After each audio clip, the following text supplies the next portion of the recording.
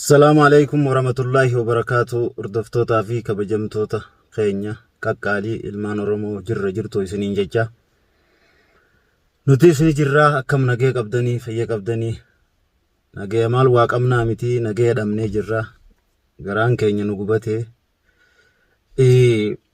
أنا ديو تنا فيديو ورابو ديسيت اللين جرا سببين فيديو ورابو ديسيفيس يوتيوب خياتو وغرامي يوتيوب نخيا وغرامي باتي سديف ديما إيجا وغرامي وغرا جلا جرا سببي سنيتين فيديو اللي دلقو ديسه فيديو اللي متنسو ديسه أران تنمو دركاميتين تكشوا عايزني فورابو فلوفه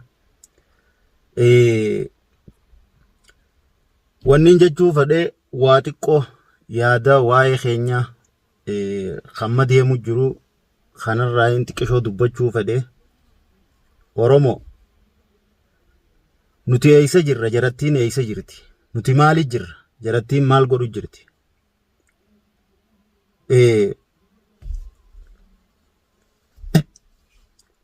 mee dhugaa rabbii dubbachuuf nuti Oromoon goota nuti Oromoon maali nuti Oromoon akkana jenneeti miidiyaa kana gubbaa ifaarsina ammoo dhugaa rabbii dubbachuuf namni gootummaa yoo taate Oromoon gootummaa ni qabdi. Oromoon sodaan qabdu. Oromoon waan dhabde qabdi. Wanni isin dhabde maali? Tokkummaan qabdu. Walii galuun qabdu. Wal jala deemuun qabdu. Abbaan feete abbaa feete deeggari. Feetu kaafaa'oo deeggari. Feetu shanee deeggari. Feetu waboo deeggari. Feetu Abiyyi Ahmad deeggari. Ammoo gaafa roorroon akkanaa dhufte namu waan deeggaru san itti dhiisee tokkoomee akka Oromootti akka sabaatti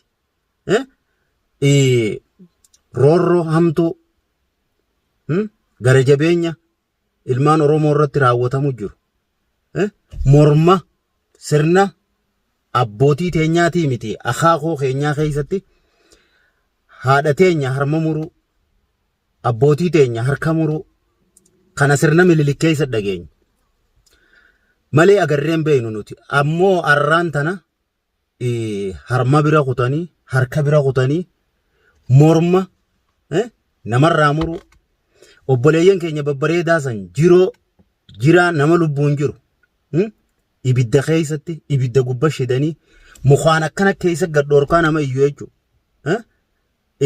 Sadarkaa Oromoon akkasi gubatturra jirra. Dhugaa rabbii dubbachuuf tuffiin kana caalte numaa hin jirtu. Ammoo tuffii tanaaf amba waan irraa alagaa waan irraa qomannu hin qabnu. Nuutu tokkummaa hin qabne, nuutu walii galtee hin qabne, nuutu wal jalan deemne. Dur kutaadhaan addaanu qooduu turan. Ati Arsii, ati Shawaa, ati Wallagga, ati Baale, ati Iluu, ati Boorana, ati Hararge. Kana jaanii addaa sirna abbootii keenyaa keessattis addaanu filanii addaanu qoqqoodanii miidhamuu turre. Arraan tan ammoo kaan ati Muslima, ati Kiristaana, ati Shanee deeggarta, ati Obbidiyoo, ati Kaafaa'oo deeggarta. Jechuun namni keenya addaa wal qoodee ifumaaf jechuu miidiyaa kana gubbaa wal arrabsa yoo tokko ol bee waa'ee Kaafaa'oo dubbate ka waboo deeggaru ka Kaafaa'oo deeggaru arrabsa ka Abiyyi Ahmad deeggaru mootummaa Itoophiyaa ka deeggaru ol bee yoo dubbate ka waboo deeggaruu fi ka Kaafaa'oo deeggaru achi gubbatti ka hawaasni guutuun harkutti koomentiidhaan arrabsa wal xiqqeessa nuti sadarkaa tana keessa jirra ammoo sabni xiqqaan kun walii galee tokkoomee faannoo jaarratee faannoo jee rabbiin isaan haa fannisu ilmaan Oromoo qulqulluu nama nagayaan jiruusaa jijjiiruuf qotee bulaa keenya akkasitti ibiddaan gubanii jiruu maal jijjiirratanii miti jiruu isaan hanqisanii maatii isaaniitii waliin bakka takkatti dhabamsiisan. Sijjeesuun nagayaa sijjeesuu bira dabree namni gaafa ibiddaan osoo ati lubbuun jirtu osoo atiif dhageessu osoo qaamni kee kajalaa ol gubatu ijateetiin gartuu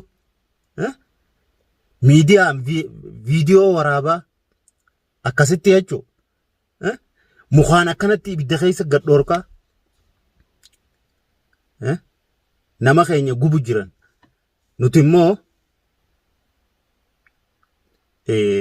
nuti maal godhu jira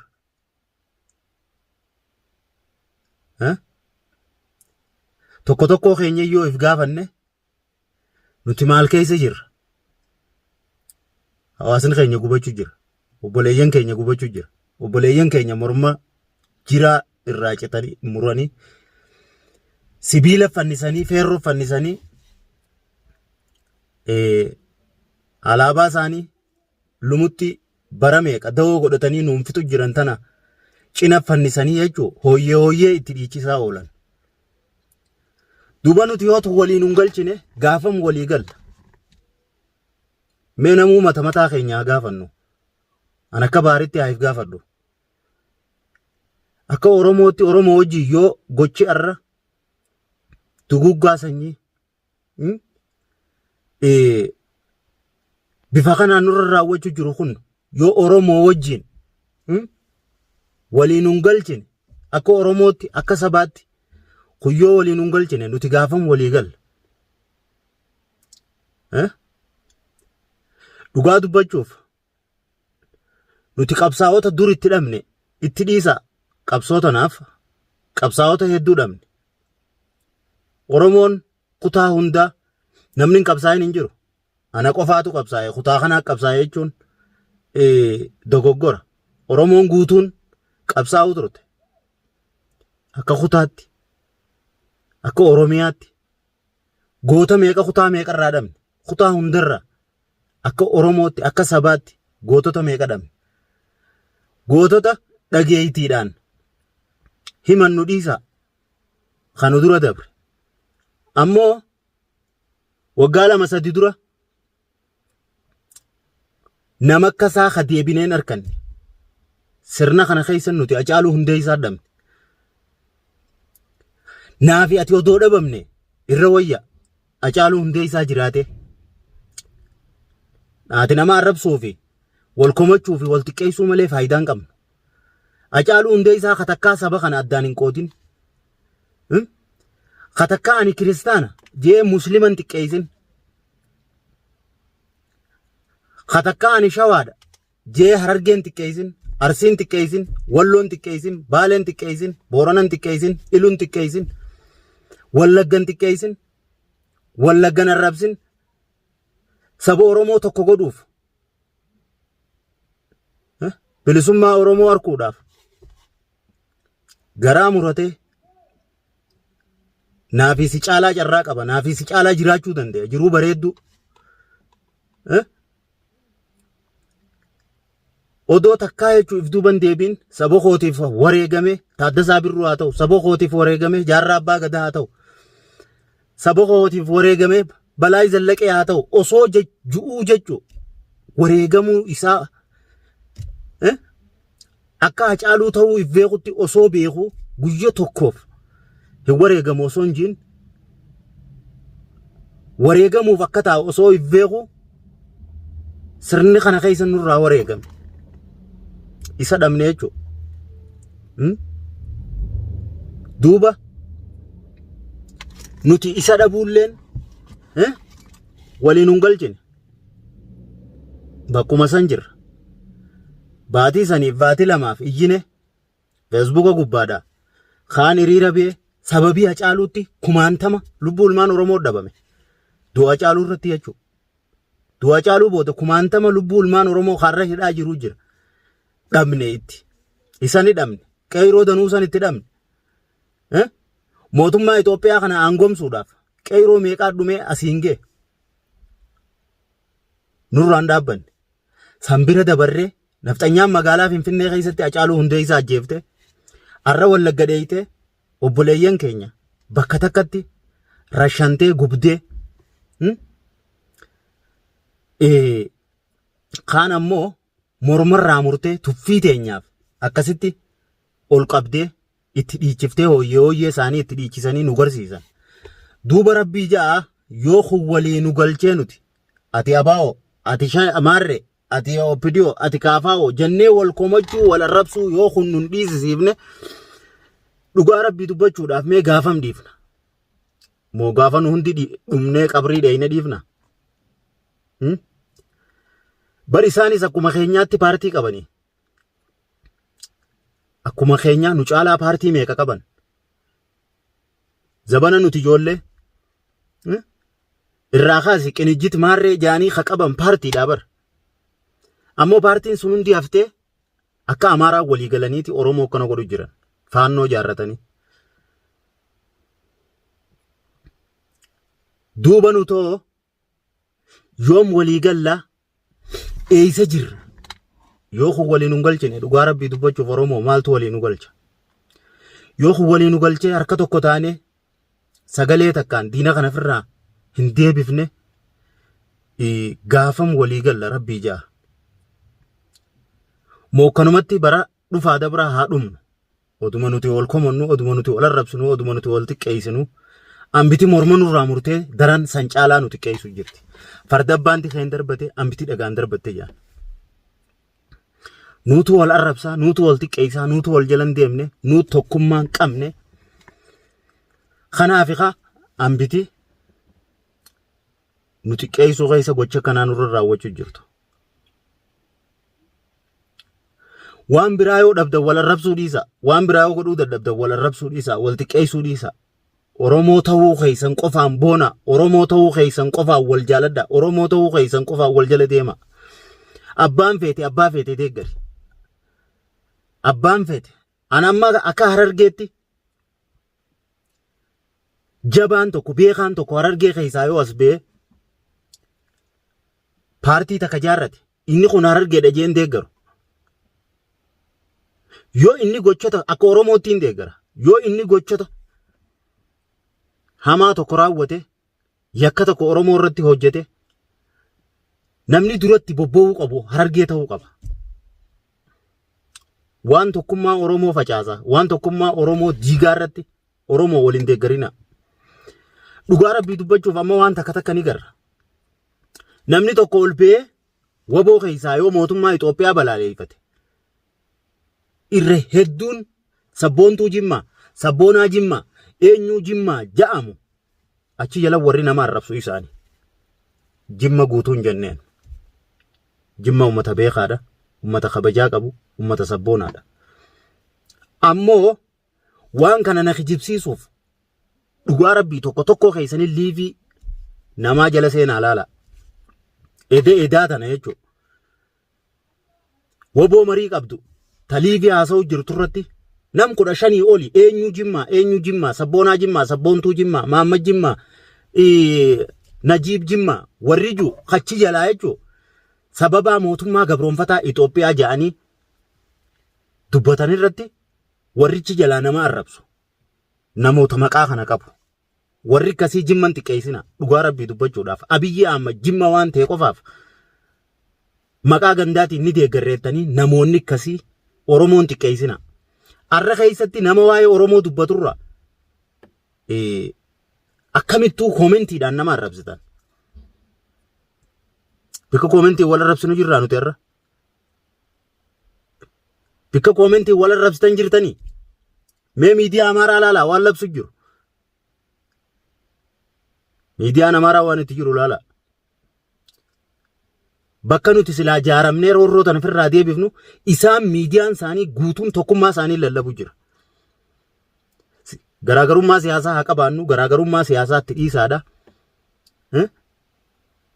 warra amaararra wal jaaru jiru kana guutuu mana galchuu qabna jaaniiti wal jaaru jiran goofandii bananii nuti immoo wal arrabsuu fi wal xiqqeessuu keessa jirra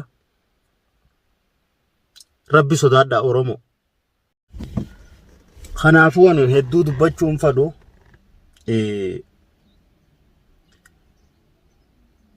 ammoo waan biraa godhuu dadhabnillee tokkoomne saba kanaaf haa sagalee taanu ka TikTok qabdu TikTok keetiin sagalee ta'eef ka Facebook qabdu Facebook keetiin sagalee ta'eef ka YouTube qabdu YouTube keetiin sagalee ta'eef ummata kanaaf gama biraatiin wanni na ajaa'ibu ummata morma simuree hooyyee si dhiichisu kana wajjin akkamitti TikTok keessa geemii taphachaa bulta. Wanni atichirraa harkattu sabni maasitti nafi. Ni duutaa TikTok yoon taphanne. Kalee isaa caaluu hundee isaa isinirraa jeesanii har'a deebitanii TikTok wajji taphattan. Odoo wallagga keessa nama keessa mormarraa muranii hooyyeetti dhiichisaniitti TikTok keessa geemii wajji taphattan. Geemiin isaanii wajji malee taphan taatu hin taphatamtu warri TikTok qabdan. Dhugaa rabbi naftanyaa wajji malee geemiin hin taphatamtu. Tokko tokkottiin isin hima warra naftanyaa wajjin geemii taphachaa bulu. Geemiin isin isaanii wajjin taphattan maa isinirraa nafne obboleeyyan. Bakka geemii isaanii wajjin taphattan maa sagalee isaaniif hin taane. Akkasii obboleeyyan kiyya namuu tokkummaa Oromoo irratti haa daleenuun isiniin ja'a kuni dhaamsa kiyyaa siyaasaa beekeetii miti garuu akka nama tokkootti waan biraatu numa dubbanna waa'ee keenyarraa takka lama sadii yoo dubbannee waa wal hubachiifne jechumaaf malee namaan irra waa beekee hubachiisu qabaadheetii miti ani tiyyaafuu wallaalaadha garuu niin gubadhe na caala akka gubattan abdiin qaba ammoo kanarraa gubachuun duwwaan faayidaan qabdu maal godhu qabnaan waan biraa takka yoo godhuu daddabne tokkummaa Oromoo irratti haa hojjennu tokkummaa Oromoo irratti hojjedhaadha. Gaafa durii gaafa abbootii teenya harka muran haadholee teenya harma muran san harma muruun akka daa'ima dhalateen guddifanneef harka muruun akka roorroo dhufte hin dhorganneef arrammoo deebi'anii morma nu muruun akka nuti hin jiraanneef kanaa ol duuba maaltuutu nu hafe namni akka ati dhaltuun guddifanne si godhe roorroon si dhuftu akka hin dhoowwanne si godhe mataa sirraa muree akka hin jiraanne si godhe nuti ummata akkanaatii wajjiin Itoophiyaa biyya teenya jennee waliin jiraanne dhugaa rabbii dubbachuuf Oromoon gara ballatti kan duriis ni daganne kan kalee dabrees ni daganne ka arraatis torbee tokkoof iyyineetuma daganna nuti fala biraan qabnu falli qabnu maali amma akka baharitti akka wallaala kootiitti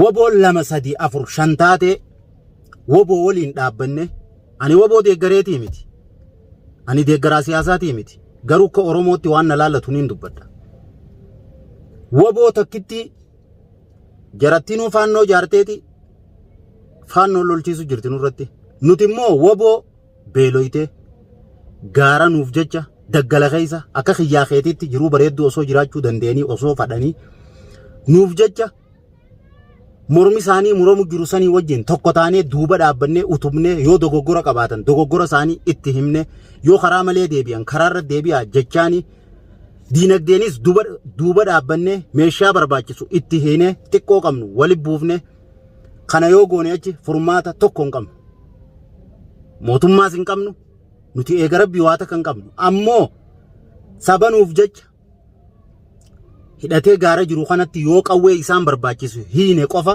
bakka ga'uu dandeenya nullee bilisoomsuu baatan roorroo kanaa nurraa deebisan tana abdii qabna nun bilisoomsin roorroo akka arra dhuftee tana caalatti nurraa deebisan naaf ati as jirra biyya namaa keessa jirra maal godhuu dandeenya warra achi immoo mormii muramu san duuba dhaabbannee diinagdeedhaan yoo utumne bilisoomullee baannu ta bilisummaa teenya nuti walitti hin dhiifne wal harka harkifna wal saqaalla wal kuffifna karaa wal hambifna bilisoomullee baattu roorroon akkasii lamuu nutti hin deebitu nuti akkas godhamnu san caalaa gootee irraa kafalti kanaafuu obboleeyyan kiyya ani dhaamsa kanaan isinii dhaama waa beekeetii miti wallaala kiyya yoon dogoggorallee na of kolchaadha akka nama tokkotti anis waan na laallata haa dubbadhu jeetumaan dubbadde saniifuu isin caalaa waa beekeetii miti akka nama tokkotti waan kanarratti haa hojjennuun isiniin jaa tokkummaa Oromoo irratti hojjedhaadha obboleeyyan kiyya saniifuu akkasii bal'inaan inshallah yoo rabbi jee waa'ee kanarraa waa'ee keenyarraa filmi yeroo gabaabaa keessa qabaddeetiin isiniif dhufuu ta'a waa'ee Oromoo tokkoomsurraa roorrumaarra nurra deemu jirtu tanarraa filmii qabaddeetiin isiniif dhufuu ta'a. Akkasii viidiyoo tana like godhaadhaa obboleeyyan keessan bira akka geessu godhaan isinin jaa kuni dhaamsa kooti. Nagee annaaf jiraadhaa silaa nagee dhabne nama sabni isaa nagee qabuutuun nagee harkata. Akkasii assalamu alaikum warahmatullahi wabarakatuh.